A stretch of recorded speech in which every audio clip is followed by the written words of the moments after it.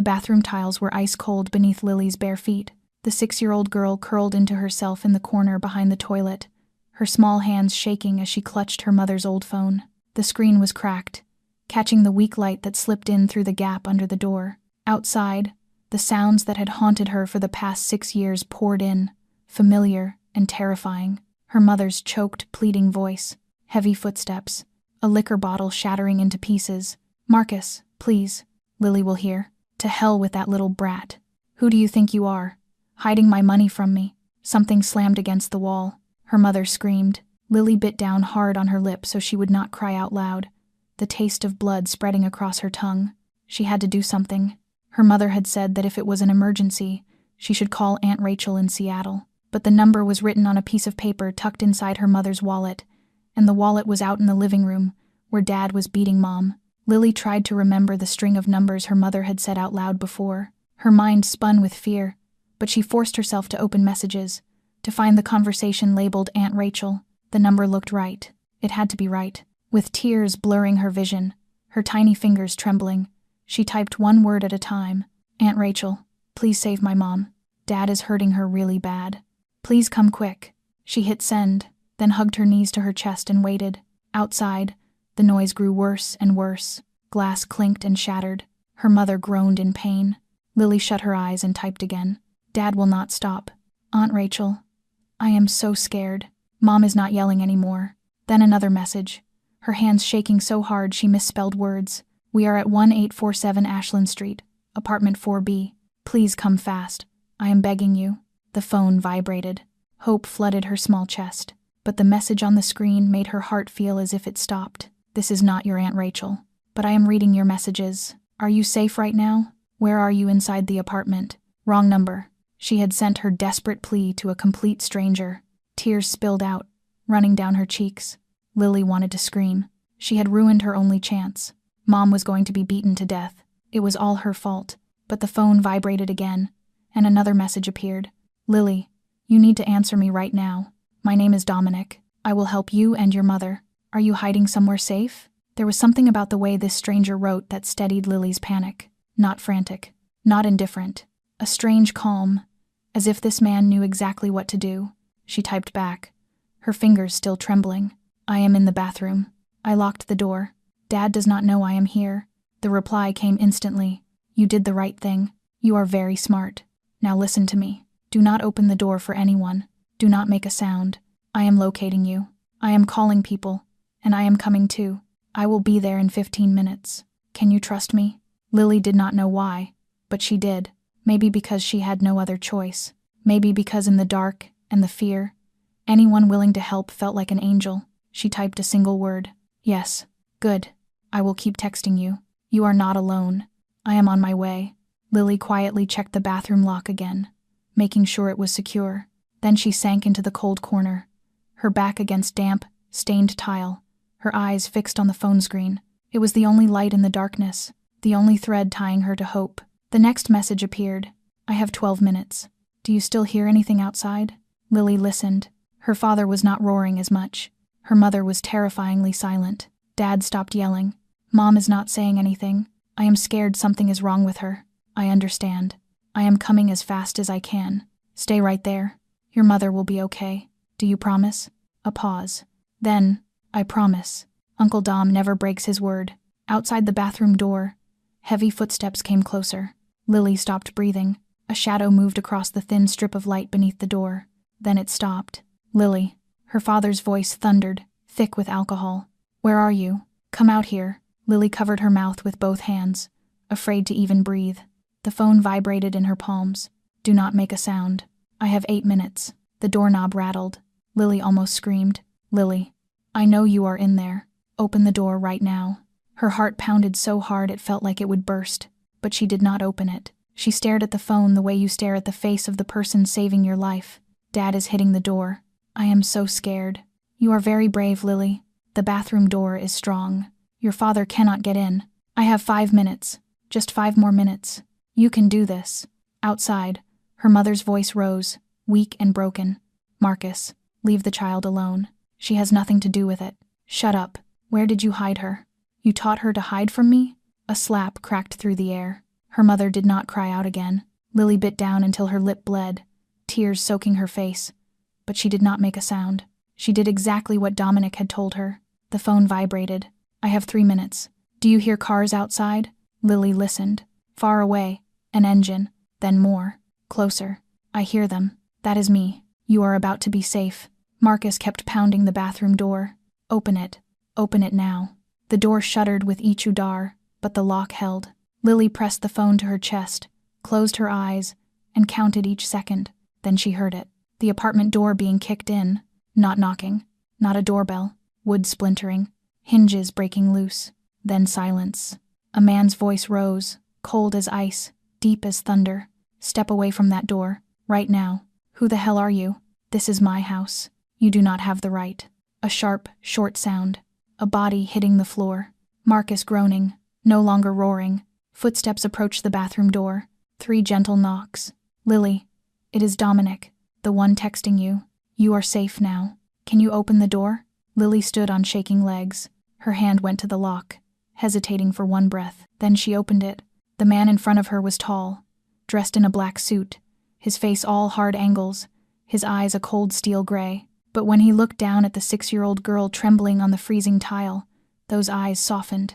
"You are Lily, right?" "Yes. You were very brave. I am here now.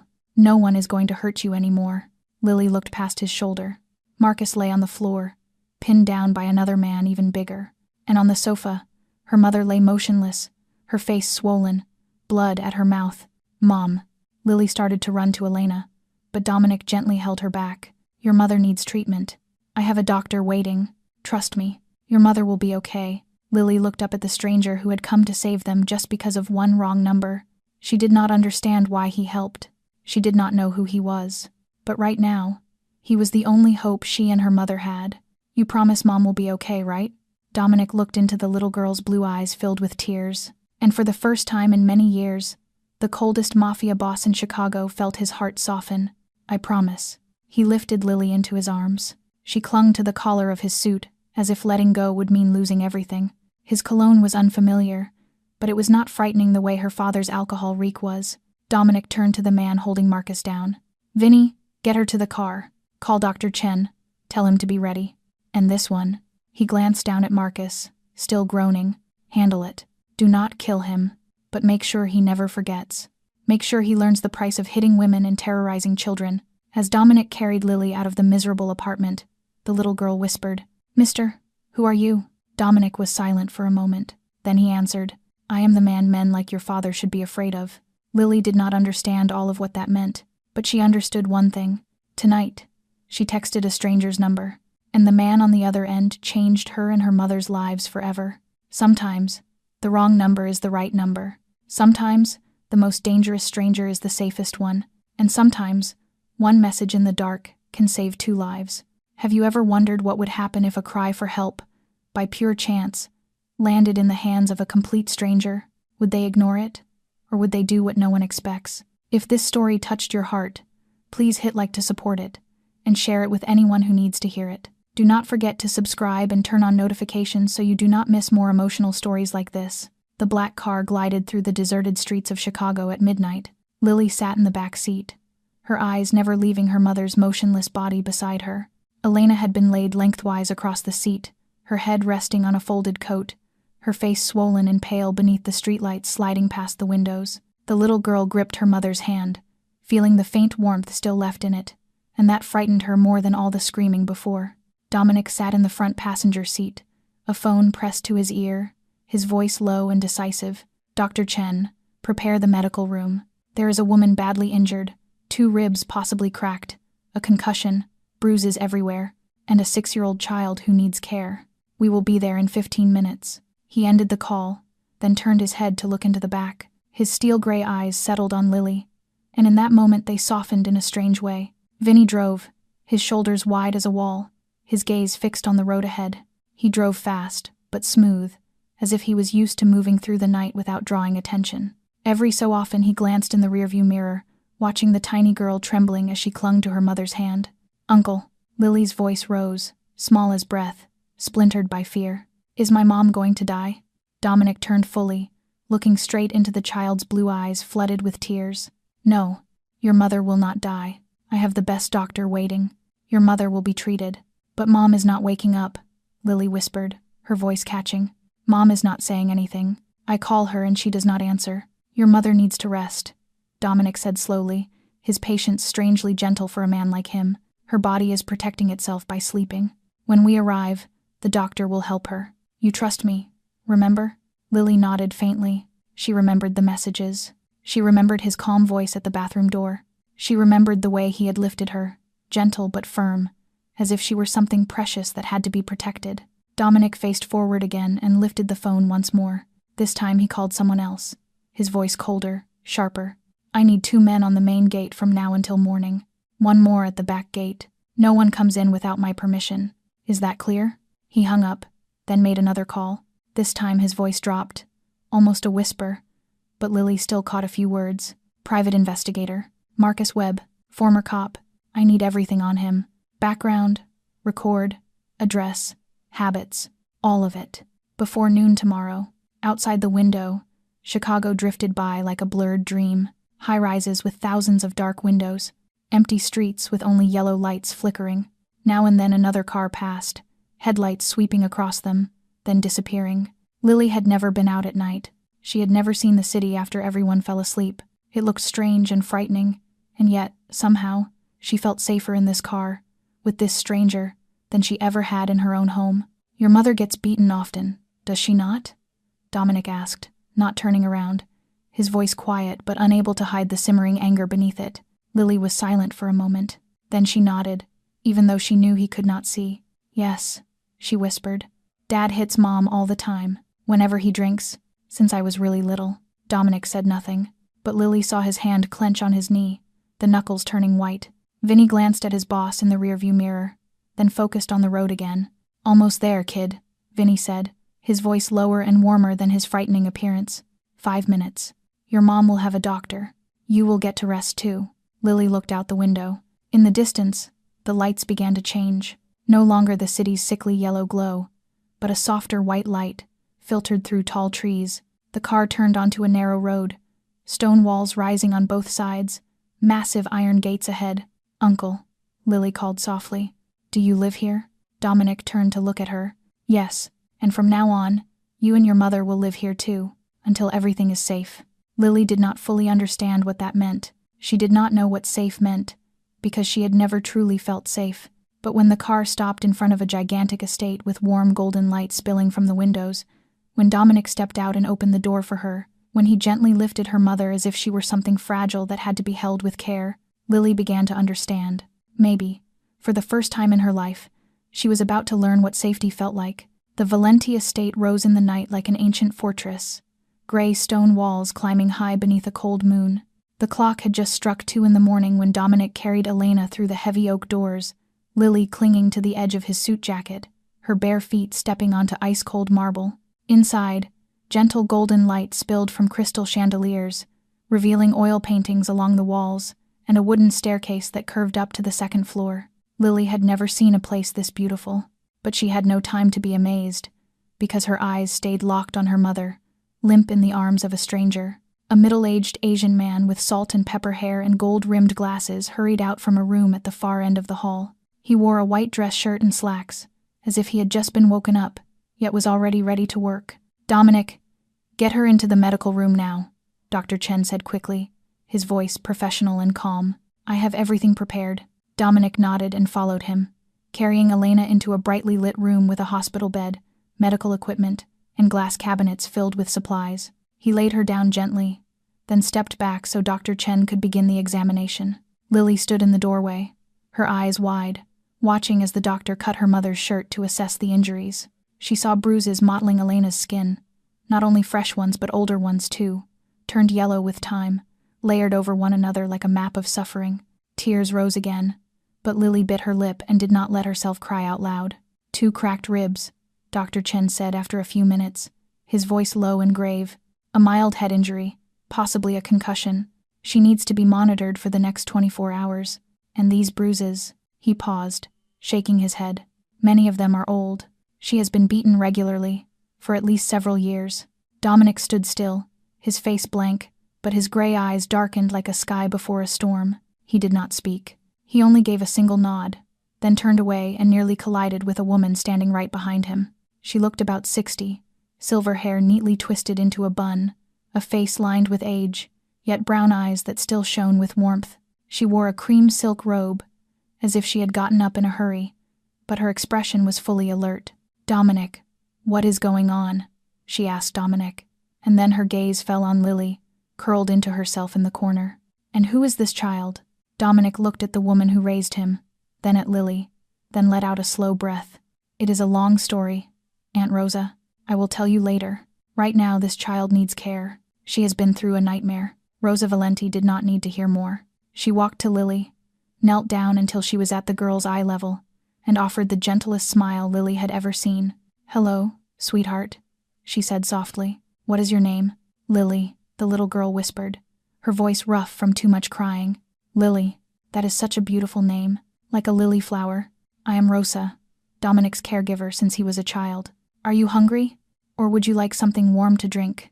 Lily shook her head, then nodded, then shook it again. She did not know what she wanted. She only wanted her mother to wake up. She wanted everything to go back to the way it was, even though she knew the way it was had never been good. Rosa held out her hand, palm up, not grabbing Lily, only waiting. "Your mother is being taken care of. Dr. Chen is very good. He will help your mother get better. And for now, will you come with me? I will make warm milk for you. Do you like warm milk?" Lily hesitated for a breath, then placed her tiny hand in Rosa's. Rosa's hand was warm and soft, nothing like her father's rough, cold grip. Rosa led Lily through the long hallways and into a large kitchen with oak cabinets and marble counters. She helped the little girl up onto a high chair, then began warming milk on the stove. "You know, I had a little granddaughter like you once," Rosa said, her voice gentle as a lullaby. She liked warm milk whenever she could not sleep. "I used to tell her stories. Would you like to hear a story?" Lily nodded, though she was not sure she could focus on anything. But Rosa's voice was so soothing, and the kitchen was so warm, and Lily was so tired. Rosa set a cup of warm milk in front of Lily, then sat down beside her. "Once upon a time," Rosa began, "there was a very brave little girl. She was very small, but her heart was very big. One night, she did something extraordinary. She saved her mother." Lily looked up at her, eyes wide. "Are you talking about me?" Rosa smiled and smoothed Lily's hair. "I am talking about a little hero, and I think you know who that girl is." Lily looked down at the cup, tears falling again, but this time not from fear. "I am not a hero," she whispered. "I was just scared." "The bravest people are scared too, my love," Rosa said gently. "Courage is not the absence of fear. Courage is doing the right thing while you are afraid. And you did. You saved your mother." Dominic stood motionless outside the medical room door, his back against the cold wall, his gray eyes staring through the narrow crack where the door was left ajar. Inside, Dr. Chen was bandaging Elena, the woman still lying unmoving on the white bed, her face swollen and washed out beneath the fluorescent lights. The sight was familiar in a way that hurt, too familiar. 26 years earlier, Dominic had stood like this too, outside a hospital door, watching his own mother lie motionless on a bed. Maria Valenti, the most beautiful woman the 14-year-old boy had ever known, with glossy black hair and brown eyes that were always warm. But that night, that hair was scattered across a hospital pillow, those eyes were shut tight, and that body was covered in bruises, just like the woman lying before him now. Dominic closed his eyes, but the memory would not let go. He remembered his stepfather's growl in their cramped apartment. He remembered his mother begging, then the crash of things breaking, then the moment she stopped begging. He remembered hiding in the closet, hands over his ears, shaking and helpless, exactly like Lily tonight, hiding in the bathroom. He remembered the police arriving, the ambulance arriving, the way they carried his mother out. He ran after them, screaming, begging to go with her. And he remembered the doctor's face when the man stepped out of the emergency room, shook his head, and said the words the 14-year-old boy refused to believe. "We did everything we could, but the injuries were too severe. She did not make it." His mother never woke up. His stepfather went to prison. But what did that mean when his mother was already buried in the ground? Dominic opened his eyes and drew a long breath. 26 years had passed. That helpless boy had become the most powerful man in Chicago. No one dared touch what belonged to him. No one dared defy him. But that power could not bring his mother back. That power could not erase the memory of that night. And for 26 years, he lived with the shame of doing nothing, of being unable to do anything, when his mother needed him most. But tonight was different. Dominic looked at Elena through the crack in the door, then thought of Lily sitting in the kitchen, drinking warm milk with Aunt Rosa. Tonight, he had made it in time. Tonight, he had done what the 14-year-old boy could not.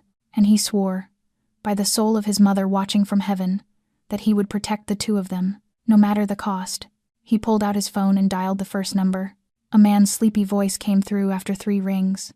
"Mr. Valenti, what is it, calling at this hour?" "Anthony, I need you on something urgent," Dominic said, not the slightest apology in his voice for calling at 3 in the morning. "There is a man named Marcus Webb, former cop. I need a no-contact order for his wife and his daughter. Get it done first thing this morning." Anthony Richards, Dominic's private attorney for the past 10 years, did not ask a single question. "I will have a draft before 9 in the morning. Anything else you need? Prepare the paperwork to strip his parental rights if necessary. And find out if he has a record. I heard he was fired once." "Understood, Mr. Valenti." Dominic ended the call and dialed the second number. This time a woman answered, her voice alert, as if she had never slept. "Mr. Valenti, new target? Grace. I need information on Marcus Webb. Former Chicago police, around 30 to 35. Address, work history, any record, habits, everything. Before noon tomorrow." Grace Donovan, the private investigator Dominic trusted more than anyone, began typing furiously on the other end. "I am pulling it up now. Looks like he was fired from the department 3 years ago. Reason was excessive force during an arrest. And there are 2 domestic abuse complaints from 2 different women, but both were withdrawn, which means he made them withdraw," Dominic said, his voice colder. "Or he has friends in the system covering for him. I will dig deeper. I will report as soon as I have more." Dominic ended the call and slipped the phone back into his pocket. He stood there a moment longer, watching Elena breathe evenly on the hospital bed. She would live. She would wake up. And when she did, he would make sure she and Lily never had to be afraid again. Marcus Webb might have been a cop. He might have connections. He might think he was untouchable, but he had not met Dominic Valenti. And when he did, he would learn there were people in this world that even the devil had to bow to. Dominic turned and walked toward the kitchen, where his aunt was soothing Lily. He would protect them the way he had not been able to protect his own mother. That was a vow, and Dominic Valenti never broke his word. White light pressed through Elena's eyelids, harsh and unfamiliar. She tried to open her eyes, but her head throbbed as if someone were driving a hammer into her temples. She blinked a few times, forcing her vision to sharpen around the blur in front of her. A white ceiling, fluorescent lights, the smell of antiseptic, machines humming in a steady rhythm near her ear. This was not her apartment. This was not the familiar hospital. Where was she? Elena jerked upright, and pain tore through her chest at once. 2 ribs felt as if they were being crushed, and every breath was a blade dragging across her. She gasped, clutching her chest, but she did not stop. A mother's instinct was stronger than any pain. Lily. Where was Lily? Fragments of memory came back in broken pieces. Marcus coming home, reeking of alcohol, the growl in his throat, the fists, her body hitting the floor, then darkness. But before that, she had heard Lily crying. Where was her little girl now? Had Marcus done something to her? The thought struck Elena like a knife straight to the heart. She threw the blanket aside and forced herself to stand. Even as her body fought every movement, her legs trembled, her knees buckled, but she gripped the side of the bed and made herself step forward. She had to find Lily. She had to find her child. Elena staggered toward the door, one arm wrapped around her ribs, the other sliding along the wall for balance. She did not know where she was. She did not know what waited beyond that door. She did not care. She only had to find her daughter. Her fingers had barely touched the doorknob when the door opened from the other side. A man stood there, tall, broad-shouldered. The darkness behind him made his face look like a cold stone statue. 6 years of survival snapped awake inside Elena in an instant. She stumbled backward, nearly falling as pain ripped through her chest. She lifted both hands to cover her face, curling in on herself, making her body as small as it could be, the way she had done hundreds of times under Marcus's fists. "Please," she rasped, her throat raw with dryness. "Please do not hit me. My child. Please leave my child alone." The man did not step forward. He stayed where he was. He even took a step back, giving space between them. When he spoke, it was not Marcus's drunken roar. It was low, steady, and strangely gentle. "Miss, Carter, he said slowly, as if he did not want to startle her. You are safe. No one here will hurt you. Elena lowered her hands a little, peering at him through her fingers. He wore a black suit, dark hair, steel gray eyes, a sharp, severe face, trying not to look threatening. She did not recognize him. She did not know who he was. Who are you? She asked, her voice shaking. Where am I? Where is my daughter? I am Dominic Valenti, the man answered. Lily texted the wrong number last night while you were being beaten by your husband. The message came to my phone. I came and got both of you out. Elena stared at him, trying to make sense of it. Lily had sent a message for help? Her 6-year-old had found a way to reach someone, and this stranger had come to save them? Where is Lily? Elena asked again, suspicion still tight in her voice. Where is she? I want to see her. Lily is downstairs in the kitchen with my mother, Dominic said, still keeping his distance. She drank warm milk, and she is dozing off. She is okay. Not hurt, just shaken. Elena wanted to believe him. She wanted to believe him with something close to desperation. But 6 years with Marcus had taught her that men were never kind without a purpose. No one helped without wanting something in return. Why? She asked, guarded. Why did you help us? What do you want? Dominic was quiet for a moment. Then he spoke, his voice lowering, as if he was talking more to himself than to her. 26 years ago, my mother lay in a hospital bed the way you did, beaten by her husband, but she never woke up. He stopped, drawing a breath. I could not save my mother, but last night, when I got Lily's message, I had a chance to save someone else. I could not ignore it. Elena looked at him, and for the first time she saw something beyond the coldness in those gray eyes. Pain, a pain she understood too well, but she still could not trust him fully. I want to see my daughter, she said, her voice firmer now. Right now. Dominic nodded, stepping aside to clear the way. Of course, I will take you to her, but you need to let me help you walk. Your ribs are cracked. You should not go alone. Elena hesitated for a breath. Then the sharp pulse of pain reminded her that she truly did need help. She gave a short nod, letting him come closer, even though every cell in her body screamed at her to run. Dominic reached out slowly, making sure she could see every movement. He did not touch her until she placed her own hand on his arm. Then they walked, slowly, toward the kitchen where Lily was waiting. Elena saw Lily the moment she stepped into the kitchen. Her daughter was sitting on a high chair, her head folded down onto the tabletop, fast asleep beside a cup of milk that had gone cold. Rosa sat next to her, gently stroking the little girl's hair. When she saw Elena, she stood and offered a warm smile. You are awake, she said softly, not wanting to wake Lily. The poor thing only just managed to fall asleep. She is exhausted. Elena let go of Dominic's arm and staggered toward her daughter. She knelt beside Lily and reached out, her trembling hand touching that soft blonde hair. Lily's breathing stayed steady, her face peaceful in sleep, no longer carrying the terror of the nights before. Elena's tears spilled over. The child was safe. The child was still here. After a few minutes of holding on to the truth that they were both still alive, Elena stood and turned back to face Dominic. Her ribs still ached, but the pain did not matter as much as the questions drilling through her mind. I need to know who you really are, Elena said, her voice harder than before. No one brings strangers home, hires a private doctor, and has his aunt take care of their child for no reason. What do you want from us? Dominic stood a few steps away, his arms folded, his face still unreadable. I told you already. I do not want anything. Elena shook her head, a bitter laugh slipping out. I do not believe you. For 6 years I lived with a man who said the sweetest things right before he hit me. I learned that men are never kind without a reason, especially men who live in houses like this. She gestured around the lavish kitchen. Who are you? What do you do to have all of this? Dominic was quiet for a moment, as if weighing how much to say. Then he answered, his voice low and direct. I am Dominic Valenti. I run certain businesses in Chicago, some legal, some not. People call me many names. Boss, Mafia, monster, depends which side they are on. Elena took a step back, fear rising on instinct. Mafia. She was in the home of a mafia boss. She had brought her daughter into the den of someone who might be even more dangerous than Marcus. But Dominic did not move closer. He even stepped back, giving her space. I understand that you are afraid, he said. You have every right to be afraid. But you need to know one thing. I do not hit women. I do not harm children. That is the one rule I never break. No matter what I am out there, in this house, you and Lily are safe. Why? Elena asked, suspicion still tight in her voice. Why do you have a rule like that? Because of my mother, Dominic said, and his voice suddenly dropped, heavier. She was beaten by my stepfather for years. And 26 years ago, he killed her.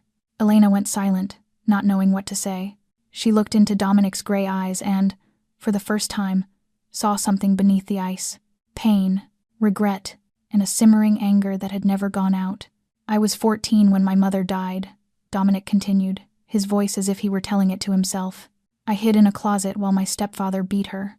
I heard everything, and I could not do anything. When I finally came out, it was too late. He stopped, pulling in a deep breath. Last night, when I got Lily's message, I saw myself from 22 years ago, a scared child, helpless, begging for someone to come. I could not save my mother, but I can save you. Rosa stepped beside Elena and laid a hand on her shoulder. Dominic has done many things, she said gently, but he has never been a man like his stepfather. He swore that when he was 14, and he has kept that vow. You can stay here as long as you need. No one will force you to do anything. No one will demand anything in return. You only need to recover and care for your daughter. Elena looked from Rosa to Dominic, then down at Lily, still sleeping. She did not know what to believe. 6 years with Marcus had destroyed her ability to trust, but she had nowhere to go, no one to call, and her daughter needed a safe place. Mom. Lily's voice rose, hoarse with sleep. Mommy. Elena turned and saw Lily rubbing her eyes, then going wide-eyed when she saw her mother. The little girl slid down from the chair and ran to cling to Elena's legs. You are awake, Lily sobbed, soaking Elena's pants with tears. I was so scared. I thought you died. Elena knelt and pulled her daughter into her arms, even as pain tore through her ribs. I am here, my love. I am okay. Lily lifted her face to Elena, then looked over at Dominic, standing silent in the kitchen doorway. Mom, Uncle Dominic is a good man, she said, her voice certain. He came when I texted. He saved us. He promised me. And Uncle Dom never breaks his word. Elena looked into her daughter's clear blue eyes, eyes that had seen too much suffering and still held on to trust. If Lily trusted this man, maybe Elena could give him one chance too. All right, Elena whispered, holding Lily closer. We will stay. For now. A week passed inside the Valenti estate like a dream Elena did not dare believe was real. Each morning she woke on a soft bed with crisp white sheets, sunlight slipping through velvet curtains, and it took her a few seconds to remember she was no longer in that miserable apartment. No Marcus snarling, no stink of alcohol, no fear jolting her awake in the middle of the night. Elena's ribs were slowly healing. Dr. Chen came to check on her every day, changing bandages, giving her medicine, and always nodding with quiet satisfaction at her progress. The bruises on her face had shifted from dark purple to a sickly yellow-green, the colors of recovery. The pain with each breath had eased, though it still flared when she moved too quickly. But the biggest change was not in Elena's body, it was in Lily. The child was like a flower carried out of shadow and set into sunlight. With each day, the smile on her lips returned a little more. Her clear laughter echoed more often through the wide kitchen, where Rosa taught her to bake. Today we are making chocolate cookies, Rosa said on the morning of the 5th day, tying a floral apron around Lily's waist and fastening her hair neatly back. Do you like chocolate? Lily nodded eagerly, her blue eyes lighting up. Yes, I love it. Your mother loves it too. Shall we make some for your mother as well? Then we should make a lot, so your mother can eat and get well faster. Rosa smiled and handed the girl a small bowl. Will you whisk the eggs for me? Elena sat at the dining table, a cup of hot tea in her hands, watching her daughter and Rosa. She had never seen Lily this happy. For 6 years, the little girl had lived in fear, always shrinking at the sound of her father's footsteps, always quiet, always trying to make herself as small as possible so she would not be noticed. But here, in this warm kitchen, Lily was allowed to be a normal child, allowed to laugh, allowed to be mischievous, allowed to spill flour on the floor without anyone yelling. She has a gift, Rosa said to Elena, glancing at Lily as she focused on kneading the dough. She learns quickly. Maybe one day she will be a great chef. Elena smiled, the first real smile she had felt in years. Thank you for taking care of her. I do not know how to thank you enough. Rosa waved it away, her brown eyes warm. Do not thank me. I like having a child in the house. This home has been too quiet for too long. Lily's laughter makes it feel alive again. That afternoon, Elena sat in an armchair in the living room, reading a book from the estate's library, when she heard Dominic's voice carrying down the hallway. He was on the phone, his tone cold as ice, sharp as a blade. "I do not care about the reason. Do what the contract says. If he does not pay on time, you know what to do. Do not call me about this again." Elena drew in on herself, that familiar fear rising again. That voice reminded her that the man living in this house was not ordinary. He was a mafia boss, someone dangerous she should stay far away from. But then Dominic stepped into the living room, and everything shifted. Lily ran in from the kitchen, her hands still dusted with flour, her face bright with excitement. "Uncle Dom," she squealed, "I made cookies. Do you want to try one? Grandma Rosa said we have to wait for them to cool, but I saved one just for you, the best one." Elena watched Dominic's face change. The hardness melted away like snow under sun. His gray eyes softened, and a small smile appeared. A smile Elena had not seen in the entire week. "The best one?" Dominic asked, his voice gentle. Nothing like the icy voice from seconds earlier. "Then I have to try it. Lead the way." Lily grabbed Dominic's hand and tugged him toward the kitchen, bouncing as she walked. Dominic let the child guide him, following with a patience that did not match the man who had been threatening someone on the phone. Elena sat there, watching them, and felt something inside her begin to shift. She had met enough men in her life to know the patterns. Men like Marcus, sweet in public, brutal behind closed doors. But Dominic was different, cold and frightening to the outside world, gentle with a 6-year-old child. He was not trying to look good to impress Elena. He was simply being himself. And the self he showed Lily, at least, was a good man. Maybe Elena had been wrong about him. Maybe, just maybe, he truly wanted nothing from her at all, except to keep the promise he had made to a 6-year-old in the dark. Elena did not know what would happen next. She did not know how long they would stay, or where the future would lead. But for the first time in 6 years, she felt like she could breathe. And that, even if it was small, was enough to make her grateful. On the morning of the 8th day, Dominic sat in his office, sunlight pouring through the glass and falling across the thick files spread out on his desk. Grace Donovan, the private investigator, sat across from him, a leather briefcase open with dozens of pages of documents and photographs. She was a woman in her 40s, neatly cropped brown hair, the sharp eyes of someone used to digging up the darkest secrets. "Marcus Webb, 32, Grace began, her tone professional and cold. "Joined the Chicago Police Department 8 years ago. Fired 3 years ago for excessive force against a suspect. There were 2 domestic violence complaints from 2 different women before he met Elena Carter. Both complaints were withdrawn." Dominic stared at Marcus's photo in the file. A hard-edged face, cold blue eyes, the confident smile of a man who knew he had power. He had been a cop. He had been the person people called when they needed help. And behind that uniform, he was a monster. "Why were the complaints withdrawn?" Dominic asked. "Not completely clear," Grace said. "But I have a source inside the department. They say Marcus has friends in high places. Someone has been protecting him." Both women suddenly withdrew their complaints after getting threatening calls from unknown numbers. Dominic nodded, his hand tightening on the desk. "What else?" "Heavy alcohol abuse," Grace said, flipping to the next page. "He has checked into rehab twice but never completed the program. He owes about $50,000 in gambling debt to a few loan sharks, and he is looking for Elena." Dominic lifted his head, his gray eyes turning colder. "He knows where she is?" "Not yet," Grace said. "But he is asking everywhere. Old neighbors, Elena's former co-workers, anyone who might know. He is furious that his wife and daughter vanished without a trace, and furious that he got beaten that night. Vinny did not go easy on him." "Good," Dominic said flatly. "Keep watching him. I want to know every move he makes." Grace nodded and rose, gathering the file back into her briefcase. "One more thing," she said, pausing at the door. "Marcus Webb is not the type to quit. He sees Elena and Lily as his property. He will not stop searching until he finds them, or until someone stops him permanently." "I know," Dominic said. "That is why I hired you." After Grace left, Dominic sat alone in his office, staring at Marcus's photo. He thought of Elena, of Lily, of the bruises on their bodies, and he thought of his mother, of long nights listening to her cry behind a bedroom door. He would not let history repeat itself, not this time. That afternoon, Elena sat in the garden reading when her phone buzzed. She had gotten it back from the old apartment. Vinny had gone there to retrieve a few personal items for them. An unknown number flashed on the screen, but Elena's instincts told her who it was before she even answered. She meant to ignore it, but her hand moved on its own, swiping the screen. And then the familiar voice filled her ear, icy with hatred. "You think you can hide?"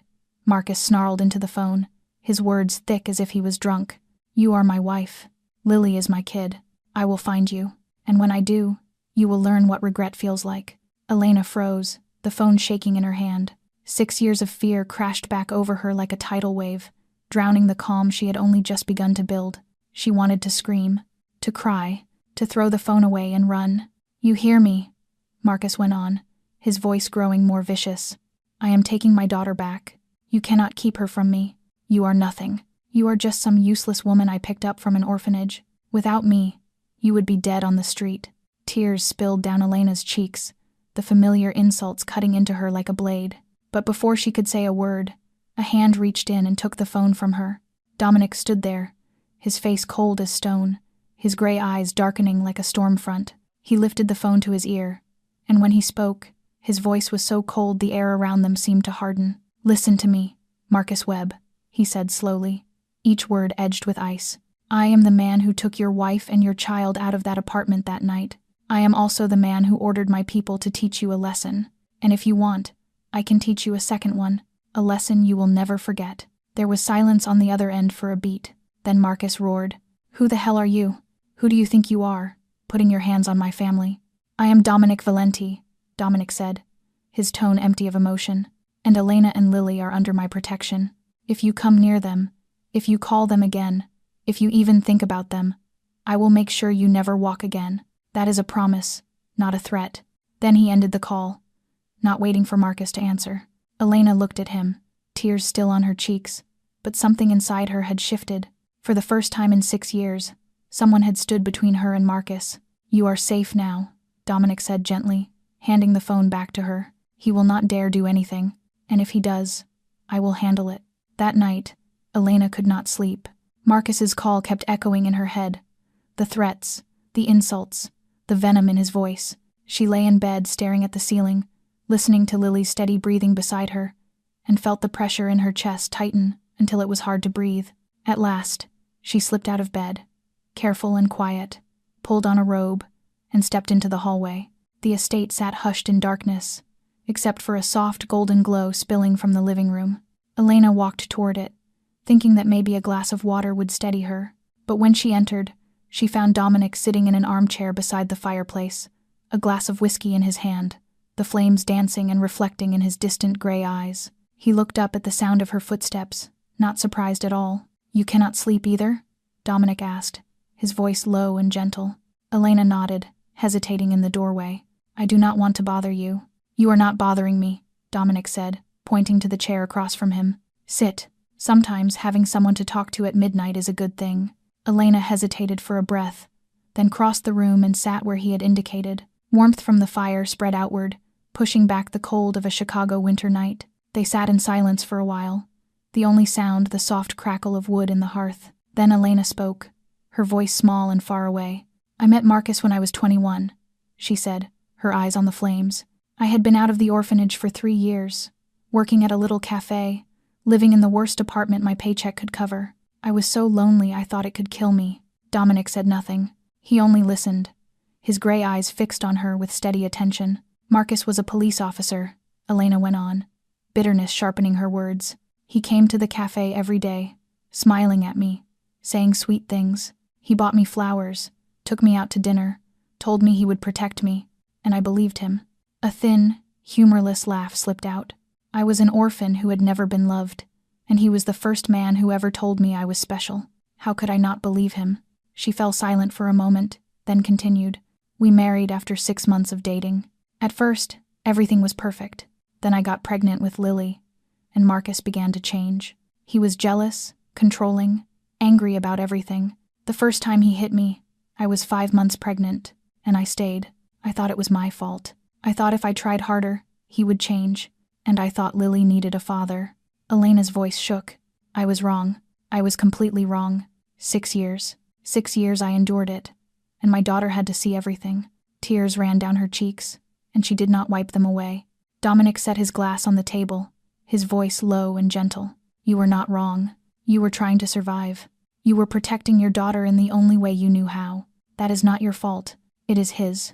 Elena lifted her eyes to him, her vision blurred with tears. How do you understand? Because I have been there too, Dominic said, and his voice dropped, heavy. I was a child like Lily, hiding in a closet, hearing my mother being beaten, and unable to do anything. He stared into the fire, his gray eyes distant. My mother was the most beautiful, the gentlest woman I ever knew. She married my stepfather when I was 10, after my real father died. At first he was sweet too. He made promises too. Then he started drinking, and everything changed.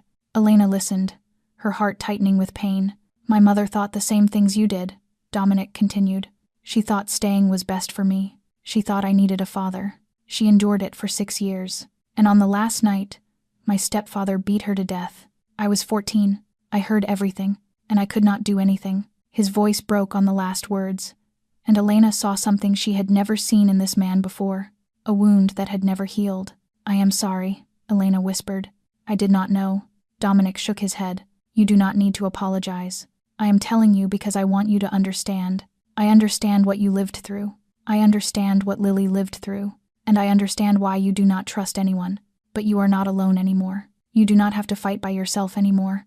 Elena looked at him, and for the first time, she did not see a cold mafia boss. She did not see a powerful man everyone feared. She saw a 14-year-old boy still crying for his mother.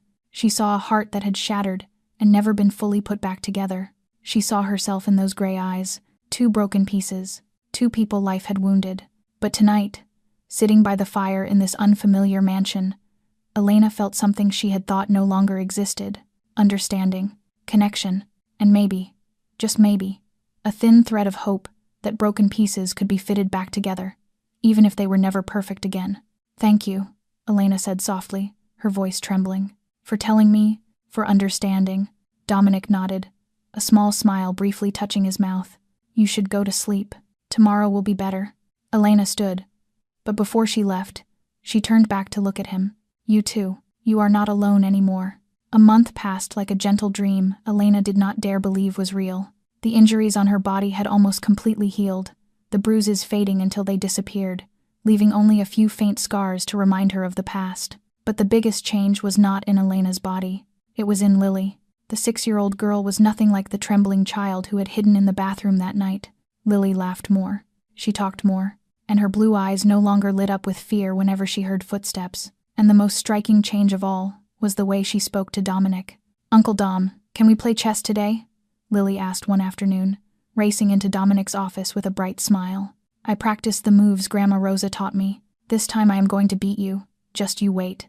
Dominic looked up from the papers on his desk, and Elena, watching from the doorway, saw his cold expression melt away instantly. He pushed his chair back and waved Lily closer. Is that so?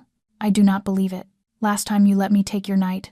This time is different, Lily insisted, climbing onto the chair across from him, her little legs swinging because her feet could not reach the floor. I practiced all week. Grandma Rosa said I am getting so much better. Dominic set up the board, and they began to play. Elena stayed in the doorway, quietly watching. She saw Dominic patiently guide Lily through each move, never once sounding annoyed when the girl took too long to think or made a mistake. He let Lily win a few games, but he also won a few, so she could learn how to accept losing. This was not the picture of the mafia boss all of Chicago feared. This was a gentle man, playing chess with a 6-year-old, patient and warm in a way that felt almost unreal. That night, like every night in the past month, Dominic read to Lily before bed. Elena stood outside her daughter's room, listening to his low voice as he read a story about a brave princess. Lily lay in bed, eyes half closed, a satisfied smile on her mouth. Uncle Dom, Lily murmured when the story ended. I like you. Dominic was quiet for a breath. Then he brushed her hair back with his hand. I like you too, Lily. Will you stay with me and Mommy forever? Lily asked, sleepy but full of hope. You will not disappear like Daddy, will you? That innocent question made Elena's throat tighten. She watched Dominic bend down, kiss Lily's forehead, and answer in a voice that was low and certain. I will be here. I promise. And Uncle Dom never breaks his word, remember? Lily nodded, smiling, then closed her eyes and fell asleep. Dominic sat beside the bed for a few more minutes before he stood and stepped out. He paused when he saw Elena in the hallway, her eyes red. You heard everything, did you? Dominic asked softly. Elena nodded, unable to speak. They walked toward the living room, where Rosa sat knitting by the fire. She looked up when she saw them, warmth in her smile. Is Lily asleep? Rosa asked. Yes, Elena said, sitting down beside her. She is sleeping well. Since we came here, she has not had nightmares anymore.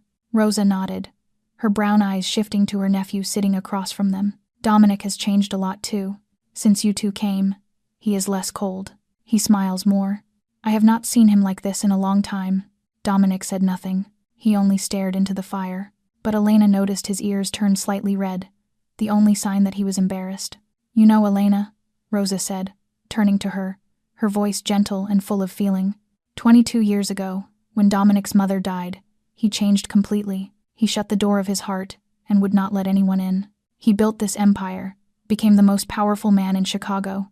But inside he was still that 14-year-old boy, blaming himself for not saving his mother. She paused, looking at Dominic with deep love. But you and Lily gave him a chance to make it right. You showed him he can protect someone, that he is not that helpless child anymore. You do not know how much you have given him. Elena looked at Dominic, and for the first time she understood completely. He did not help her because he wanted something in return.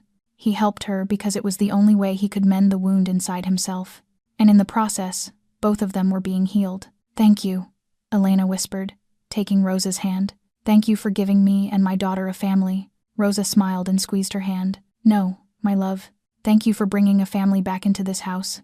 That morning, Dominic knocked on Elena's door just as she finished making the bed. He stood in the doorway holding a stack of papers, his expression serious, but not cold the way it was when he spoke to his men. I need to talk to you about something, Dominic said. Do you have a moment? Elena nodded and followed him down to his office.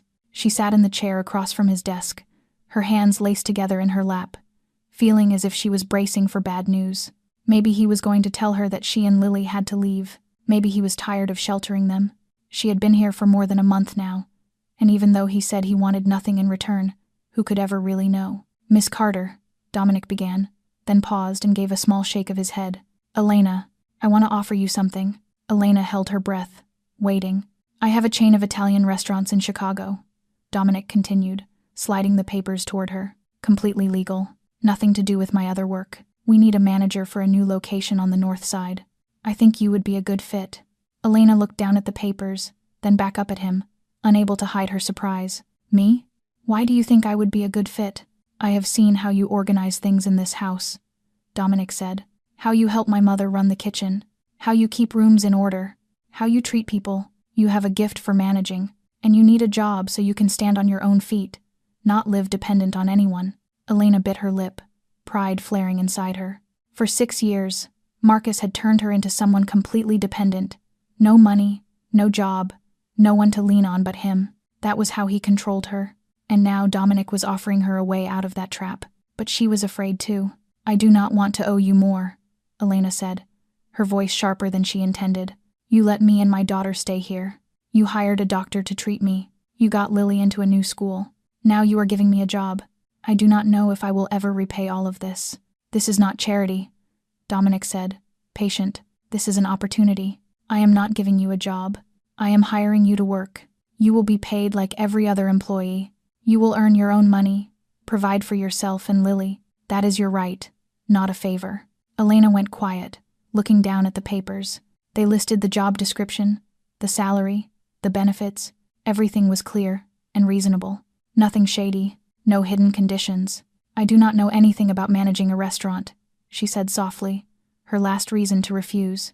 You will be trained, Dominic said, and I believe you learn fast. You survived 6 years with Marcus.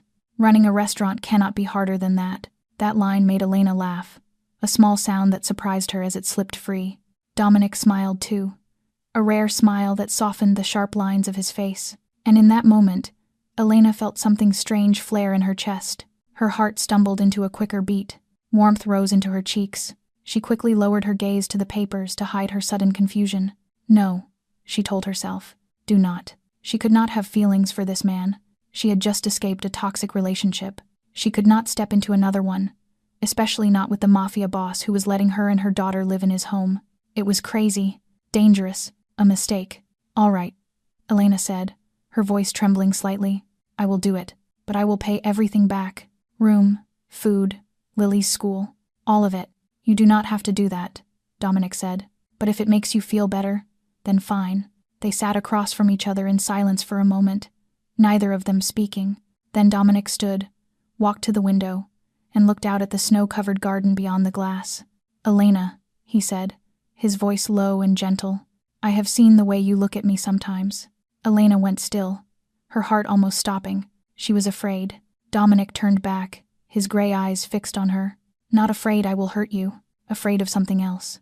I do not know what you are thinking, but I want you to know one thing." He stepped a little closer, still keeping a safe distance. "You do not need to be afraid of anyone anymore. Not Marcus, not me, not anyone. You deserve to live without fear." Then he turned and walked out, leaving Elena sitting alone with her heart pounding out of rhythm and thoughts she would not admit, not even to herself. 6 weeks had passed since that fateful night, and Elena's life had been completely transformed. Every morning she woke at 6, made breakfast for Lily, took her to school, and then went to work at Bella Notte. It was one of the most elegant Italian restaurants in Chicago, with warm red brick walls, crystal chandeliers glittering overhead, and the smell of fresh-baked bread drifting out from the kitchen every day. Elena started as an assistant manager, learning everything from how to arrange tables to how to handle customer complaints. She learned fast, just as Dominic had said, and after only 3 weeks, she could run the evening shift on her own when the main manager was out. Her co-workers liked her because she worked hard and never acted superior. They did not know what her connection to the owner was, and Elena did not want them to know. She wanted to be judged by her ability, not by who she knew. "Elena, we have a party of 20 booked at 7 tonight. Marco, the head chef, told her that afternoon. They want a special menu." "All right," Elena nodded, checking the reservation book. "I will set up the private room for them. Make sure we have extra ingredients for the risotto. It is our signature, and groups usually ask for it." Marco smiled and nodded. She had learned so much in such a short time, and everyone could see it. Meanwhile, Lily was building a new life at St. Mary Elementary. She had a new friend, a girl named Sophie who sat beside her, and the 2 children became close quickly. Lily told her mother about Sophie every day, about the games they played, the stories they shared. "Mom," Sophie said, "I draw really well." Lily bragged one evening, holding up a picture she had drawn at school. "My teacher praised me too. I was so happy." Elena hugged her daughter, tears almost rising with joy. This was the Lily she had always wanted to see. A happy child, a confident child, a child no longer living in fear, a child allowed to be herself. Everything was so peaceful that Elena almost forgot the fear. She forgot the long nights trembling in that miserable apartment, forgot Marcus's snarling voice and the heavy stink of alcohol, forgot the pain of being hit. This new life felt like a dream, and she was afraid that if she thought too much about the past, the dream would shatter. But there are things you cannot forget just because you want to. A few blocks away, in an old car parked at the curb, Marcus Webb sat watching Bella Notte through the windshield. He had found Elena. It had taken 3 weeks of asking questions everywhere, bribing a few old acquaintances, and following every small lead, but he had found her. His wife was working in Dominic Valenti's restaurant. His daughter was attending St. Mary, and both of them were living in that Mafia bastard's estate. Marcus clenched his jaw, gripping the steering wheel until his knuckles turned white. He had been humiliated, beaten, threatened, and now his wife and child were living with his enemy as if he did not exist. That was unacceptable. Elena belonged to him. Lily belonged to him. No one had the right to take what was his. He pulled out his phone and stared at the screen. Elena's number was still saved, but he did not call. Not yet. He needed a plan. He needed the right moment. And he needed to make sure that when he moved, no one would be able to stop him this time. "Just wait, Elena," Marcus whispered, his cold eyes fixed on the restaurant. "You think you can hide. I am going to take back what is mine, and this time, no one is going to save you." That afternoon began like every other afternoon at Bella Notte. Elena was checking the evening reservation list, talking with the staff about the special menu, making sure everything was ready for the rush. The restaurant was not officially open yet. Only a few employees were inside, setting tables and preparing food in the kitchen. She did not notice the back door open. She did not hear the heavy footsteps moving closer. Not until a familiar hand seized her wrist, squeezing so hard it felt as if her bones might crack. Elena turned, and the blood in her body seemed to freeze. Marcus was standing there, his face flushed with rage, his cold blue eyes burning with hate. He looked thinner than the last time she saw him, unshaven, clothes wrinkled, but the strength in his grip was as terrifying as ever. "You think you can hide?" Marcus snarled, yanking Elena toward him. "You think you can leave me, take my daughter, And live the good life with that Mafia bastard? You are wrong, Elena. You are so wrong. Elena felt the familiar pain bloom from her wrist up her arm, felt 6 years of fear surge back like a tide. Old instincts told her to bow her head, to beg, to do whatever it took to keep him from getting worse. But then she thought of Lily. She thought of the child's smile while playing chess with Dominic. She thought of the clear laughter in Rose's kitchen. She thought of the new life she and Lily were building. And she thought of what Dominic had told her. She did not have to be afraid of anyone anymore. Elena lifted her chin and looked Marcus straight in the eyes. For the first time in 6 years, she did not bow. She did not shrink. She did not beg. "Let go of me," she said, her voice trembling, but not weak. Marcus blinked, clearly stunned by her response. "What did you just say?" "I said, let go of me," Elena repeated, her voice firmer. "You do not have the right to touch me anymore. You do not have the right to control me anymore. I am not your wife." Marcus gave a short, sneering laugh, but it could not hide the fury boiling underneath. "Who do you think you are, talking to me like that? You are the woman I picked up from an orphanage. Without me, you are nothing." "I am Lily's mother," Elena said, her green eyes bright with a determination she did not know she still had. "And I will do whatever it takes to protect my child from you." Marcus lifted his hand, and for a heartbeat Elena thought he would hit her right there, in the restaurant, in front of all the employees who stood frozen around them. But before his fist could come down, 2 large men appeared from behind him, grabbed Marcus's arms, and yanked him away from Elena. Dominic's security. They were always there, watching the restaurant, protecting Elena on their boss's orders. Elena had never seen them move before. Now she understood why Dominic had kept telling her she was safe. "Get your hands off me," Marcus shouted, twisting in their grip. "Do you know who I am? I am a cop. You do not have the right to touch me." "You are a former cop fired for violence," one of the guards said coldly, "and you are trespassing on private property and harassing an employee. We have every right to remove you." They dragged Marcus toward the door. He kept thrashing and roaring. At the doorway he twisted back, wild-eyed, staring at Elena. "You think this is over?" he yelled. "I am taking my daughter back. I am her father. The law is on my side. Just wait, Elena. I will take Lily through the courts, and when I do, you will have nothing." Then he was shoved outside, and the door slammed behind him. Elena stood there on shaking legs, her wrist still aching where Marcus had squeezed. But she did not cry. She did not collapse. She had faced him. For the first time in her life, she had stood up and said no. And even though she knew the fight was not over, even though she knew Marcus would not quit, she also knew one thing. She was not the powerless woman she had been 6 years ago. She had changed, and she would fight to the end to protect her daughter. 3 days after the confrontation at the restaurant, Anthony Richards called Dominic with bad news. Elena was sitting in the living room with Rosa and Lily when Dominic walked in, his face darker than Elena had ever seen it. He looked at Elena, then down at Lily, who was sitting on the floor drawing, and nodded toward his office. Elena understood at once. She rose and followed him, her stomach heavy with dread. When the office door closed, Dominic handed her a stack of papers. "Marcus filed a petition with the court," he said, his voice low and tight. "He is demanding visitation with Lily." Elena took the papers, her hands shaking so badly she nearly dropped them. She stared at the printed lines. The legal language she did not fully understand, but the meaning was clear in a way that hurt. "Marcus Webb, the legal father of the minor child Lily Webb, requests visitation and seeks to move toward shared custody." "No," Elena whispered, and the papers slid from her fingers to the floor. "No, he cannot do that. He beat me. He threatened us." "How can he ask for custody?" "Because he is still Lily's legal father," Dominic answered, bitterness in his voice. "On paper, his parental rights have not been terminated. There is no conviction for domestic violence because you never filed an official report, and the no-contact order applies to you, not to Lily."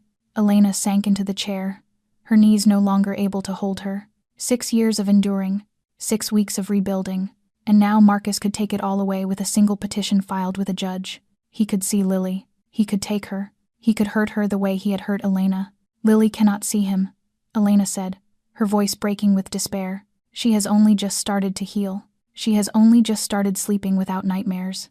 If she has to see Marcus again, she will fall apart. Do you not understand? He will destroy her." "I understand," Dominic said, his voice softer now. "I understand more than anyone." Elena looked up at him, tears streaming down her face. "Then what do I do? What am I supposed to do?" I cannot let him take Lily. I would rather die than let him touch my child." Dominic dropped to one knee in front of her, his gray eyes locked on hers. He reached out and took her trembling hand, warm and steady. "Listen to me," he said slowly. "Marcus will not lay a hand on Lily. Not ever. I promise you." "How can you promise that?" Elena choked out. "The law is on his side. He is the biological father. What am I? A mother with no money, no power, nothing." "You have me," Dominic said. "And I have things Marcus does not. I have the best lawyers in Chicago. I have a private investigator collecting evidence of his history of abuse. I have judges he cannot buy. And I have the determination to protect you and Lily at any cost." His grip tightened around her hand. "Marcus thinks he can use the courts to take back what he lost. But he does not understand that the law can cut both ways. What he did to you, to Lily, to the women before you, it will all be exposed. He will not just lose custody. He will lose everything." Elena looked into Dominic's eyes and saw a resolve she had never seen in anyone before. Not the resolve of a mafia boss protecting territory, the resolve of a man protecting what he loved. "Why?" she asked softly. "Why are you doing all of this for us?" Dominic was silent for a moment, his thumb gently brushing over the back of her hand. "Because you and Lily deserve protection," he said. "Because no one should have to be afraid inside their own home. And because—" He stopped, as if deciding whether he should say more. Then he gave a small shake of his head. "Because I promised, and I never break my word." Elena did not know what he had been about to say before he stopped, but she knew one thing. In this moment, with Dominic's hand holding hers, she believed him. She believed that no matter what happened next, he would be there, and that, even if it was small, was enough to give her the strength to face what was coming. The days that followed became a tense legal war. Dominic spared no expense hiring the best family attorney in Chicago, a woman named Victoria Reynolds, famous for never losing a family case in 20 years of practice. She arrived at the Valenti estate on the first morning, her black hair cut short and neat, her eyes sharp as a blade, and a leather briefcase filled with files on Marcus Webb. "We have a lot to work with," Victoria said after reviewing everything Grace Donovan had gathered. 2 buried domestic abuse complaints, fired from the police department, heavy drinking, gambling debt. "This is not the picture of a fit father, but I need more." She looked at Elena. "Do you have any proof of what he did to you? Photos of injuries, threatening messages, a journal, anything at all?"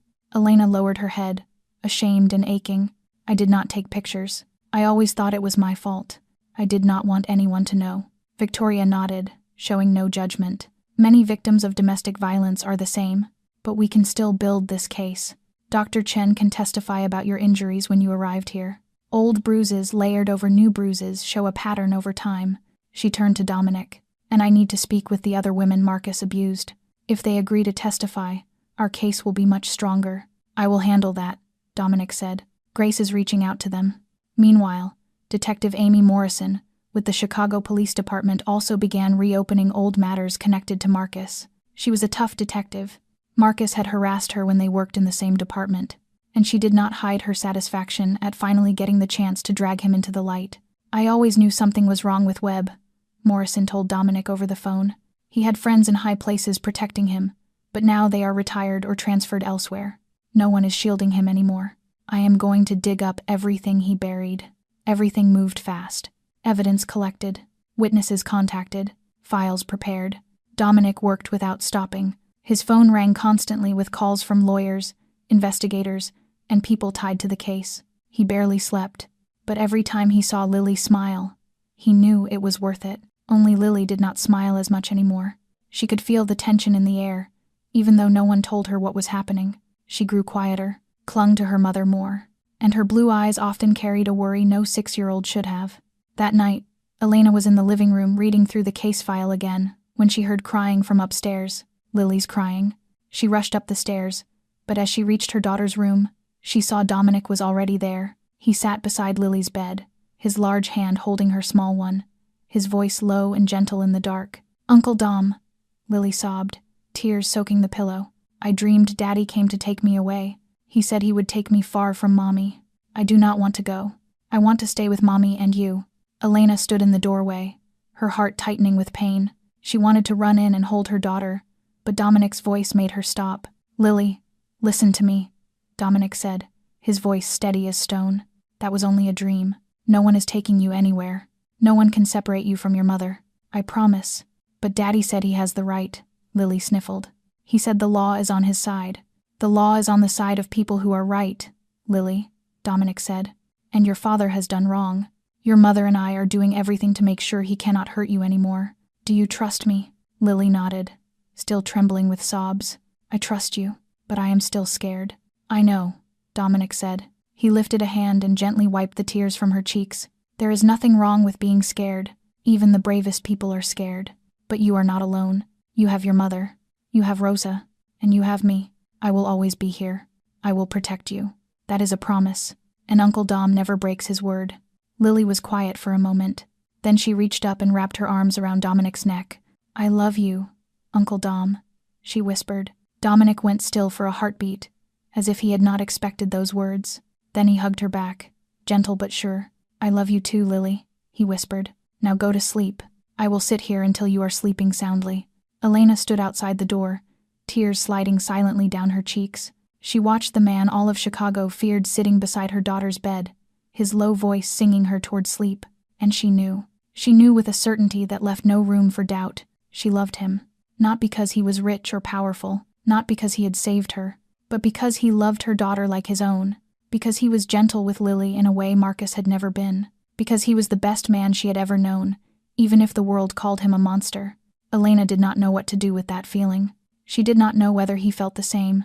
But in this moment, it did not matter. What mattered was that Lily finally fell asleep, a small smile on her lips, and Dominic stayed right there, guarding her dreams like a real father. 2 days before the hearing, Grace Donovan called Dominic with urgent news. Marcus Webb had just bought a handgun from a smuggler in the suburbs of Chicago. He paid in cash. No registration. No paperwork. Dominic sat in his office with the phone pressed to his ear, his face cold as stone, but his gray eyes burning with fury. What is he planning to do? He asked, his voice low. Dangerous. Not clear yet, Grace said. Maybe he only wants it for self-defense. Maybe he is panicking because he knows he is going to lose in court. But he could also be planning something reckless. I suggest you tighten security. Dominic ended the call and looked out the window, where Elena and Lily were playing in the garden. Elena was pushing her daughter on the swing, a rare smile on her lips, and Lily's laughter rang out, bright and clean as wind chimes. They did not know about the danger stalking the edges of their new life, and Dominic decided it would stay that way. He called Vinny into the room and ordered him to double the guards at the estate. More cameras in every blind spot. More men watching Marcus 24 hours a day. Do not let him get near the estate or the restaurant. If he makes any suspicious move, report to me immediately. Vinny nodded, understanding exactly how serious this was. And Elena and little Lily? Do we tell them? Do not tell them, Dominic said. Elena has worried enough. She needs to keep her strength for the hearing the day after tomorrow. Let me handle the rest. The night before the hearing, Rosa prepared a special dinner for the whole family. She made the Valenti family's traditional lasagna, the dish Dominic had loved since he was a child, along with a fresh salad and fragrant toasted bread.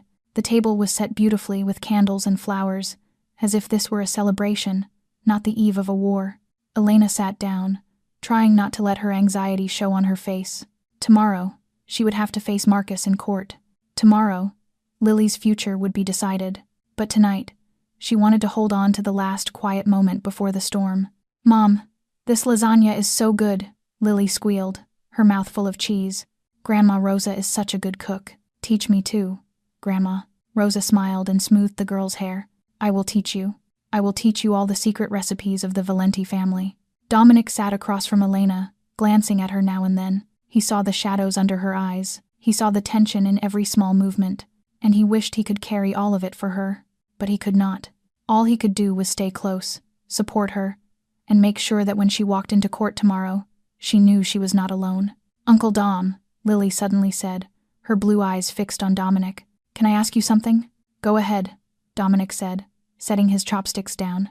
Are we a family? Lily asked, her voice full of hope. Me, Mommy, you, and Grandma Rosa. Are we a family?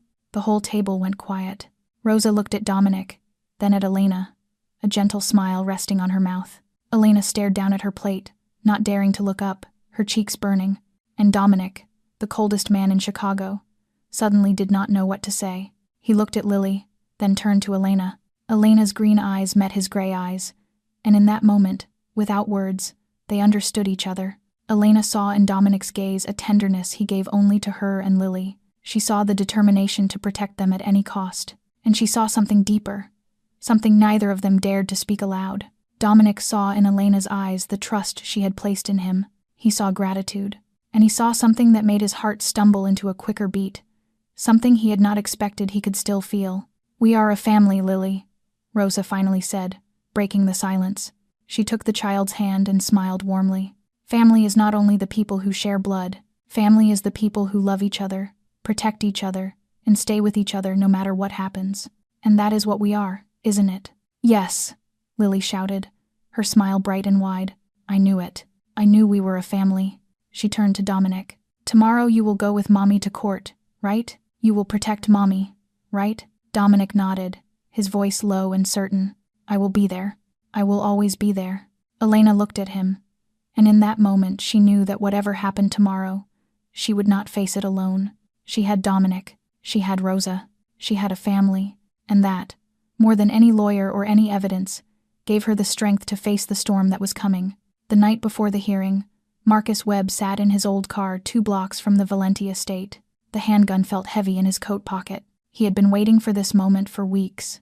He knew he was going to lose in court. His lawyer had called this afternoon, his voice full of doubt, saying the other side had too much evidence, too many witnesses, and the judge was not the kind of man who could be bought. But Marcus did not care about the hearing anymore. He did not need the law to give him permission. He would take back what belonged to him with his own hands. His phone vibrated with a message from an unknown number. "The back gate opens at 2 in the morning. The camera in that area will be turned off for 10 minutes. Move fast. Jorge." The gardener Marcus had bought with $5,000 in cash, and the promise of 5,000 more once it was done. Marcus had watched the estate long enough to know where the weakest link would be, and Jorge, with gambling debt dragging him under, was exactly that. At 2:15 in the morning, Marcus climbed over the back gate of the Valenti estate. The garden was black, lit only by thin moonlight. He moved fast, but silent. The skills from his years as a cop still worked when he needed them. He knew where Lily's room was. Jorge had drawn him a map. 2nd floor, left wing, the window with the pink curtains. Elena did not sleep well that night. She lay awake, turning over thoughts of tomorrow's hearing, the questions the lawyer would ask, the things Marcus might say. She glanced at the clock. 2:20 in the morning. She should sleep. She needed strength for tomorrow, but something inside her would not settle. A vague feeling, like something in the air was wrong. Then she heard it. A small sound from the hallway, so faint it was almost nothing, but a mother's instinct, and the instinct of someone who had lived in fear for 6 years, snapped her fully awake. She bolted upright, not even stopping to put on slippers, and ran toward Lily's room. Her heart hammered inside her chest, praying she was imagining it, praying it was only the wind, only the house creaking. But as she got closer, she saw the door was slightly open, and she saw a man's shadow standing beside Lily's bed. Elena froze for a single beat. Moonlight spilled through the window and revealed a face she knew too well. Marcus. He was bending down, his hand reaching toward Lily as she slept, unaware of the danger hovering inches away. "No." Elena screamed and lunged into the room like an animal protecting its young. She grabbed Marcus by the arm, yanked him away from Lily's bed, and planted herself between him and her child. "Do not touch my daughter." Marcus turned, his cold blue eyes bright in the dark. He did not look surprised to see Elena. Maybe he had expected this. "Move, Elena," he snarled, his words thick with alcohol. "I am here to take my daughter. You have no right to stop me." Elena did not move. She stood there between Marcus and Lily, her body trembling, her feet locked in place. Behind her, Lily had woken at the scream. She was curled on the bed, blue eyes wide with fear. "Mommy," Lily sobbed, her voice shaking. "Daddy." "Behind me, Lily," Elena said, her voice steadier than she expected. "Do not look. Do not get out of bed." Marcus stepped forward and clamped his hand around Elena's arm, squeezing so hard she thought her bones might crack. She knew his strength. 6 years of enduring had taught her that. She knew he could drop her with one punch, but she did not run. "Who do you think you are, standing in my way?" Marcus roared, the stink of liquor blasting into Elena's face. "Lily is my kid. I have the right to take her." "You have no right at all," Elena said, looking straight into his eyes. "You lost the right to be a father the first time you hit me in front of her, the first time you threw a bottle toward her, The night you made her hide in the bathroom and text a stranger for help. You are not Lily's father. You are the man who has hurt her for 6 years of her life." Marcus lifted his hand, and Elena knew he was going to hit her. She closed her eyes, bracing for the familiar pain, but she did not step aside. She did not let him get close to Lily. "If you want to hit someone, hit me," she said, her voice trembling but not weak. "Hit me as much as you want, but you do not touch my child. You will have to step over my dead body before you touch her." Marcus stared at her, shock spreading across his face. He had never seen Elena like this. For 6 years she had bowed her head. She had begged. She had endured. But the woman standing in front of him now was not the Elena he knew. This was a mother ready to die to protect her child. "You think you can stop me?" Marcus snarled, his hand reaching into his coat pocket, where the gun lay. "You have no idea what I can do." Elena saw his hand go to his pocket, and her heart clenched tight. She did not know what he had in there, but she knew it could not be anything good. Still, she did not move. Lily was behind her. Her little girl was crying, terrified, and Elena would never let anyone hurt her again. Not ever, even if the price was her own life. Marcus pulled the gun from his coat pocket, cold metal flashing under the moonlight, cutting through the window. Elena saw the weapon and felt her heart stop, but she did not move. She stood there, between the muzzle and her daughter, her legs trembling, but not stepping back. Behind her, Lily sobbed in broken little gulps. The sound tore Elena open, but she did not turn around. She could not take her eyes off Marcus, and the gun in his hand. "You think you can stop me?" Marcus snarled, lifting the gun until it was level with Elena's chest. "I am taking my daughter. If you want to die, I will help you." Marcus's hand was shaking. His eyes were bloodshot from alcohol and rage, but Elena saw something else in them. Desperation. The panic of a man who knew he had lost everything and had nothing left to lose, and that made him more dangerous than he had ever been. "Put the gun down." The voice came from the doorway, cold as ice, deep as thunder. Elena and Marcus turned their heads at the same time. Dominic stood in the threshold, still in his black suit, as if he had never slept, his gray eyes burning in the dark. He held no weapon. No one stood beside him, yet his presence filled the room with an invisible force that made the air feel heavy. "Valenti." Marcus swung the gun toward Dominic, his hand trembling even more. "You are sticking your nose in my business again. Who do you think you are?" "I am the man who will kill you if you do not put that gun down in the next 3 seconds, Dominic said, his voice utterly steady. "This is my house. Those are my people, and you are threatening them with a gun. Do you think I will let you walk out of here?"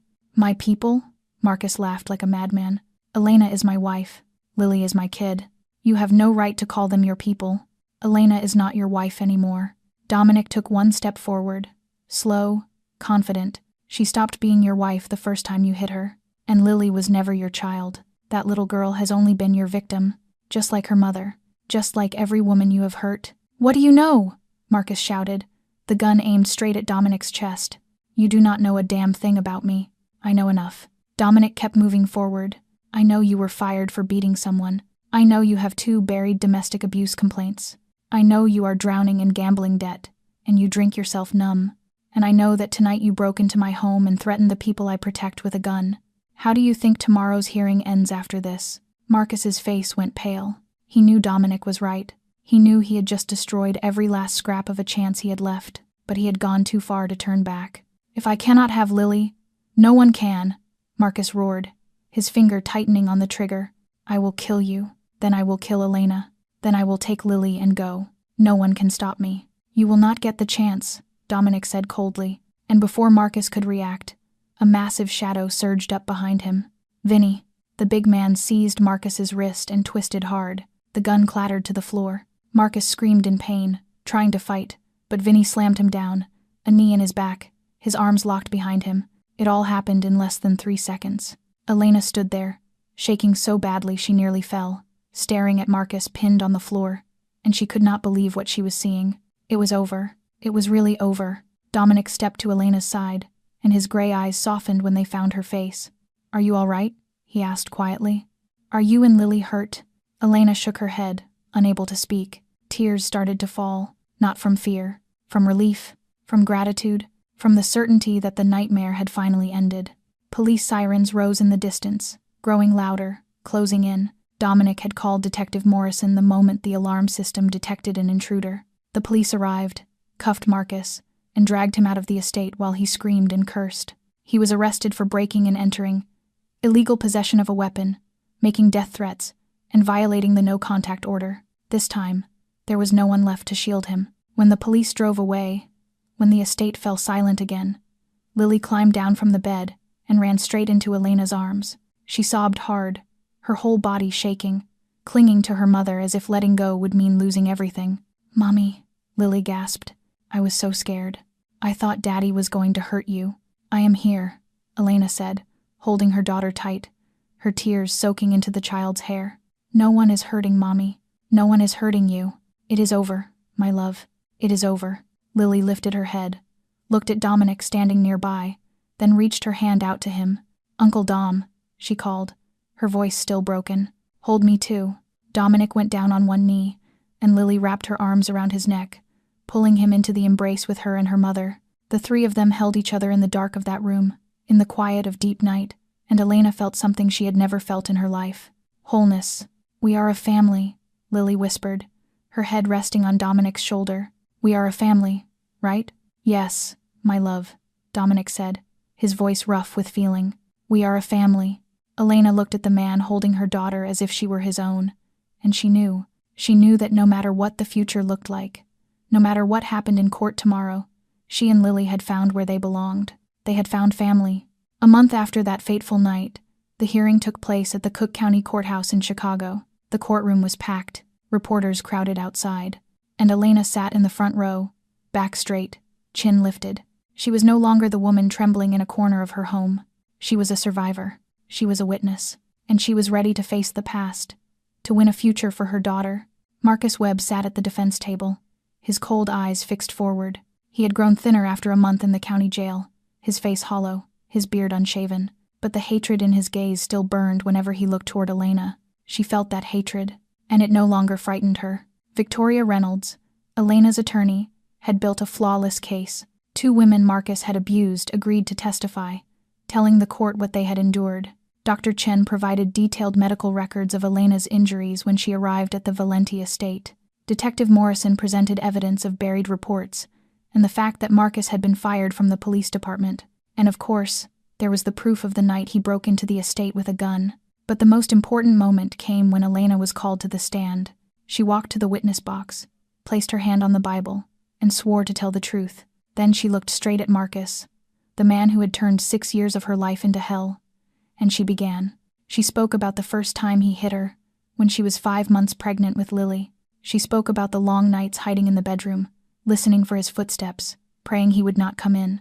She spoke about bruises she had hidden beneath long sleeves, about the apologies she had been forced to make even when she had done nothing wrong, about the fear her daughter carried every single day. Her voice did not shake, her eyes did not drop. She spoke like someone who had walked through hell and had nothing left to fear. When she reached the night Lily texted for help, the night Dominic came and changed their lives, people in the courtroom cried.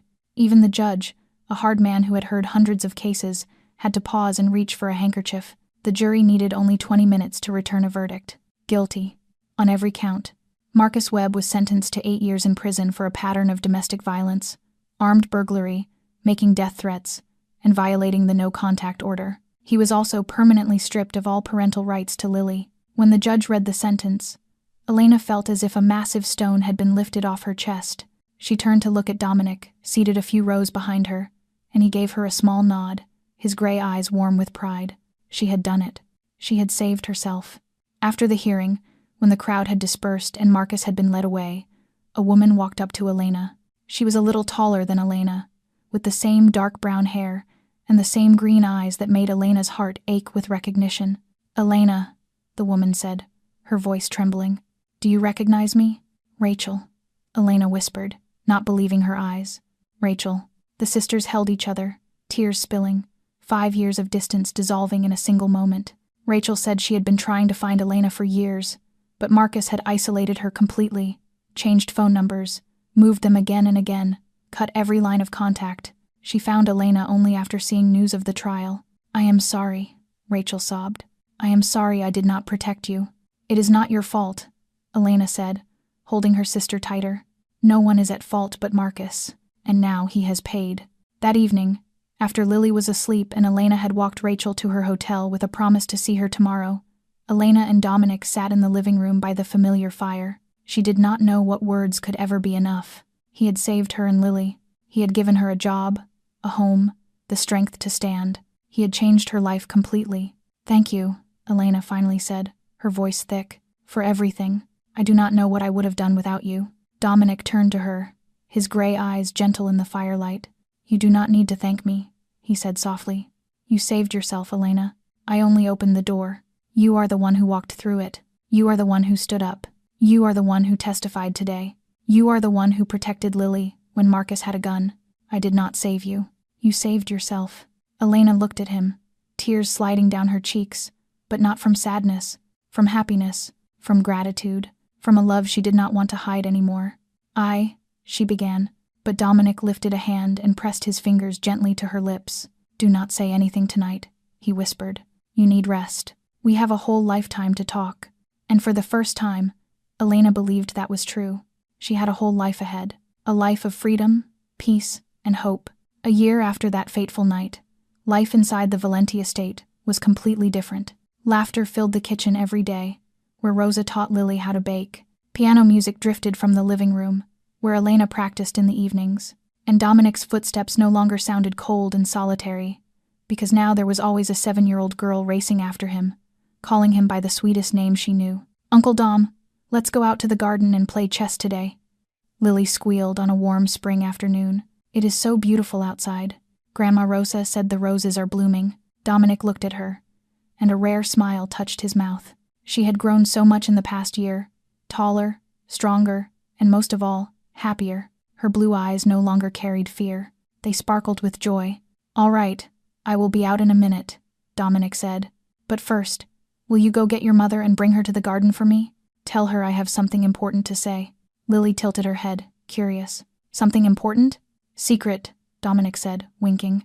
"You will find out soon." Lily ran off to find her mother, and Dominic stepped into the garden, his hand in his pocket where a tiny red velvet box rested. He had bought the ring 3 months earlier, but he had waited until today, when the roses were in full bloom, when the spring sun felt warm, when everything was perfect, before he found the courage to do this. Elena came into the garden holding Lily's hand, her green eyes studying Dominic with curiosity. She had changed so much in a year. She was no longer the thin, pale woman covered in bruises. She was healthy, confident, so beautiful that Dominic still found himself stunned every time he looked at her. "Lily said you had something important to say," Elena asked, smiling. "What is it?" Dominic took a deep breath. He had faced the most dangerous men in Chicago without shaking. He had made life and death decisions without hesitation. But right now, standing in front of the woman he loved and the little girl he thought of as his own, he felt his heart pound out of control. "Elena," he began, his voice deeper than usual. "A year ago, I received a wrong number text at midnight. That message changed my life." He dropped to one knee, pulled the red velvet box from his pocket, and opened it. Inside was a diamond ring, simple and elegant, sparkling under the late afternoon sun. Elena lifted a hand to her mouth, tears already falling. Beside her, Lily bounced on her toes, eyes bright with excitement. "I am not good with fancy words," Dominic continued, looking straight into Elena's eyes. "But I know one thing. I love you. I love Lily. And I want to be with both of you for the rest of my life. Elena Carter, will you marry me?" Elena cried and laughed at the same time, nodding over and over. Yes, I will. I will." Lily whooped and ran circles around them. She said yes. Uncle Dom is going to be my dad." Dominic stood, slid the ring onto Elena's finger, and pulled her into his arms. Lily squeezed in between them, hugging them both, and they stood like that in the rose garden, 3 people who had found each other through a wrong number text. The wedding took place a month later, small and warm, with only the closest family present. Rosa cried through the whole ceremony with happiness. Rachel stood as maid of honor for her sister, tears falling without stopping. Vinny was best man, awkward in his suit but grinning all day long. And Lily, in a pink princess dress, walked ahead of the bride with a flower basket, proud as if this were the most important day of her life. After the wedding, when everyone had gone home and the estate was quiet again, Lily ran up to Dominic with the question she had been holding inside all day. "Dad, Dom," she said, then stopped, shy. Can I call you Dad Dom forever? Dominic crouched until he was eye level with her, his gray eyes warm and gentle. Lily, listen to me, he said slowly. From today on, you are my daughter, not an adopted child, not your mother's child from before, my daughter, now and forever. You can call me Dad Dom, or just Dad, or any name you want, because no matter what you call me, you are the best thing that has ever happened to my life. Lily threw her arms around his neck, her small hands clasped tight. I love you, she whispered. I love you so much. I love you too, Dominic said, his voice thick. More than you can imagine. That evening, Elena stood by the living room window, looking out at the garden where Dominic and Lily were playing chess. Soft yellow light spilled over the two of them, father and daughter leaning close together, talking through each move. Lily's laughter rang out, bright and happy, blending with Dominic's deep, steady voice. Elena smiled, tears sliding silently down her cheeks. She thought of the wrong number text a year ago, thought of that terrifying night in the bathroom, thought of the stranger who came to save her and her child, simply because he had read desperate words from a 6-year-old. She never imagined that the wrong number could be the right one. She never imagined that the most dangerous stranger could be the safest. And she never imagined that from the ashes of the past, she could build a new family, a new love, a new life. But she had. Not alone, but she had done it. And now, watching her husband and her daughter play chess in the garden, Elena knew every pain had been worth it, because it had led her here, to this house, to this man, to this happiness. Sometimes the wrong number is the right one. Sometimes the most dangerous stranger is the safest. And sometimes, a message in the dark can change an entire life. This story brings us many valuable lessons about life. First, it reminds us that domestic violence is never the victim's fault, and seeking help is brave, not weak. Second, it shows us that real family does not have to be people who share blood, but people who love, protect, and stay with one another no matter what happens. And finally, it reminds us that every person has the power to change their life, as long as someone opens the door and is willing to help. If this story touched your heart, please press the like button and share this video to spread this meaningful message to the people around you. Do not forget to subscribe and turn on notifications so you do not miss the moving stories we bring you every day. How did this story make you feel? Have you ever witnessed or known someone who overcame a similar hardship? Or do you believe that chance encounters can change an entire life? We would truly love to hear what is in the deepest part of your heart.